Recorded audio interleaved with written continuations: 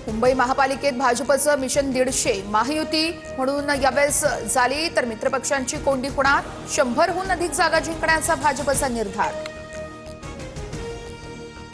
सरकारमधून बाहेर पडून बाहेरून पाठिंबा देऊ दादा वर्षावर बोलले। वर्षा बंगल्यावरील बैठकीमध्ये अजित दादा यांनी भूमिका घेतली। अंबादास दानवेंचा दावा।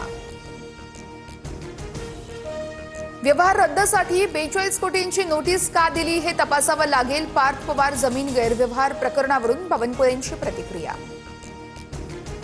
मुख्यमंत्र्यांच्या हस्तक्षेपाशिवाय पार्थ पवार या प्रकरणातून वाचूच शकत नाहीत। अजित पवारांच्या सुपुत्राच्या खिशाला चटका बसू नये ही जबाबदारी मेवा भाऊंनी बावनकुळेंना दिली। अंबादास दानवेंची टीका।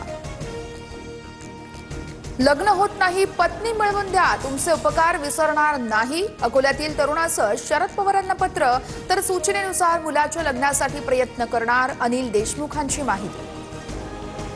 ग्रामीण भागात मुलांच्या लग्नाची फार मोठी सामाजिक समस्या, सर्व राजकीय नेत्यांनी यावर चर्चा केली पाहिजे। पवारांना तरुणांना लिहिलेल्या पत्रावर अनिल बोंडेंची प्रतिक्रिया।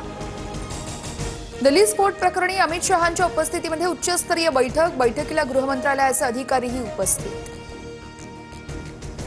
भारत आणि पाकमध्ये पुन्हा युद्ध होण्याची अमेरिकेला भीती, भारतीय तपास यंत्रणांशी अमेरिका सतत संपर्कात। अमेरिकेचे परराष्ट्र मंत्री मार्को रुबियो यांची माहिती। मुख्यमंत्री फडणवीस आणि उपमुख्यमंत्री शिंदे आज नाशिक दौऱ्यावर 5657 कोटींच्या कामांचं भूमिपूजन होणार। दिल्ली स्फोटाचा नवा व्हिडिओ समोर, उमरच्या फरीदाबाद ते दिल्ली प्रवासातील 50 ठिकाणांचे सीसीटीव्ही पोलिसांच्या ताब्यात, सूत्रांची माहिती। लाल किल्ला स्फोट प्रकरणामध्ये मृतांची संख्या 12 वर पोहोचली। आतापर्यंत एकूण 21 जैविक नमुने एफएसएलला पाठवण्यात आले। तपास यंत्रणांकडून डॉक्टर उमर आणि मुझम्मिलच्या खोलीतून डायरी जप्त केलेल्या डायरीमध्ये अनेकदा ऑपरेशन शब्द वापरला होता, सूत्रांची माहिती। तर उमर नबीची दुसरी कार हरियाणातील खंडवली गावामध्ये सापडली। दिल्ली स्फोटातील आरोपींचा 4 ठिकाणी मालिका स्फोट घडवण्याचा प्लॅन होता। प्रत्येक दोघांच्या टीमकडे आयईडी वाहून नेण्याची जबाबदारी होती, सूत्रांची माहिती।